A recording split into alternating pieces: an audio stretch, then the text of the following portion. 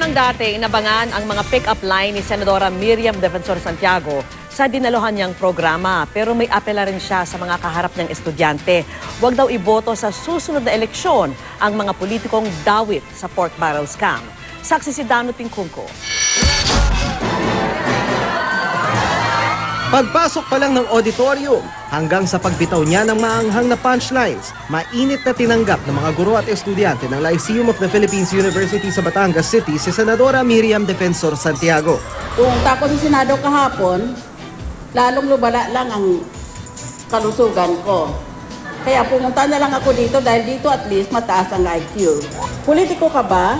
Ang ganda kasi ng mga mata mo. Ang ganda kasi ng mga mata mo. Kurap ng kurap.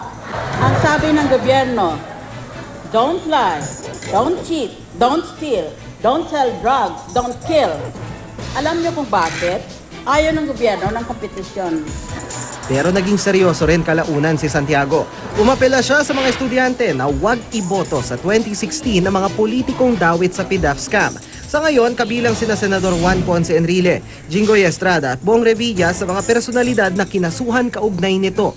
Pero kahit akusado pa lang sila, sabi ni Santiago, may nakita na rin daw na basehan kahit paano sa mga aligasyon. Kaya iniakyat na sa ombudsman. Kasi may prima facie case sila eh. In Latin, it means at first glance.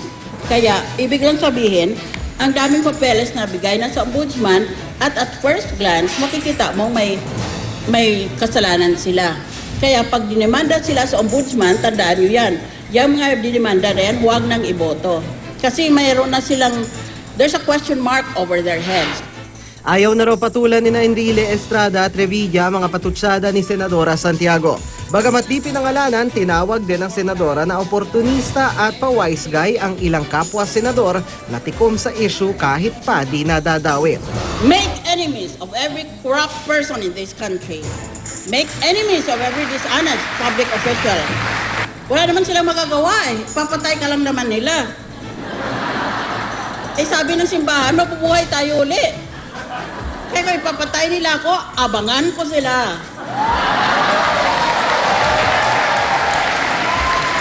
Mula sa Batangas, ako si Dano Tingkungko ang inyong saksi.